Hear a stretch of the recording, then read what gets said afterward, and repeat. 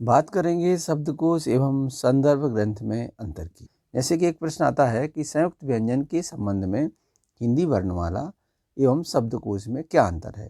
तो जब हम विशेषताओं की चर्चा करेंगे तो उसी के अंतर्गत इसका उत्तर आपको मिल जाएगा।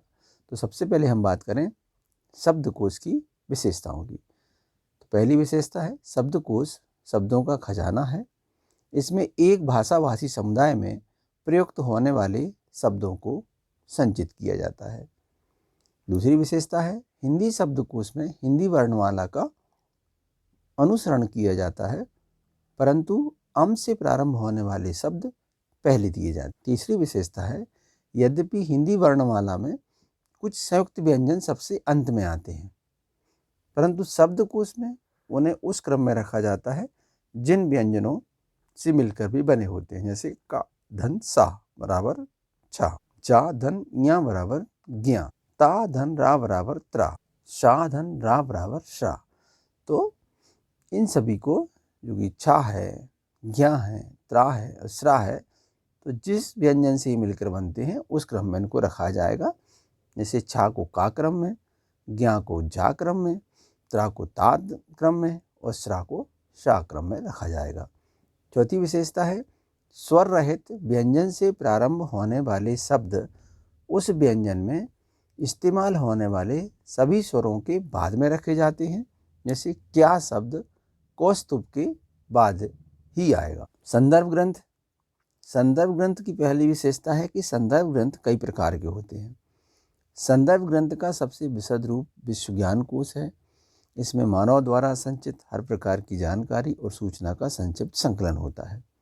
दूसरी विशेषता है संदर्भ ग्रंथों के अन्य महत्वपूर्ण प्रकार हैं साहित्य कोश और चरित्र कोश।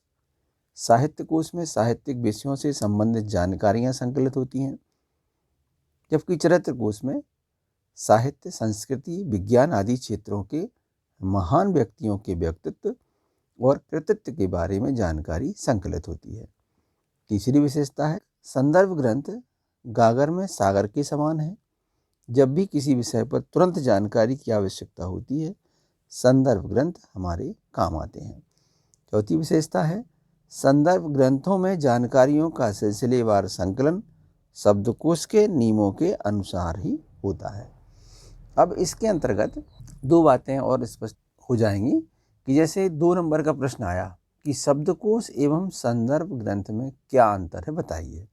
तो इसका साधारण सा उत्तर है कि जिस प्रकार शब्दकोश में शब्दों के अर्थ दिए होते हैं, उसी प्रकार संदर्भ ग्रंथों में मानव द्वारा संचित ज्ञान को संक्षिप्त रूप में प्रस्तुत किया जाता है। इसके अलावा अगर दूसरा प्रश्न है कि संयुक्त व्यंजन के संबंध में हिंदी वर्णमाला एवं शब्दकोश में क्या अंतर है, तो इसका उत्तर विशेषताओं के अंतर्गत से आएगा कि हिंदी वर्णमाला में कुछ संयुक्त व्यंजन सबसे अंत में आते हैं, परंतु शब्दकोश में उन्हें उस क्रम में रखा जाता है जिन व्यंजनों से वो मिलकर बने होते हैं। और ये बात हमने अभी शब्दकोश की विशेषताओं में देखी थी, तो उसका उत्तर यह होगा।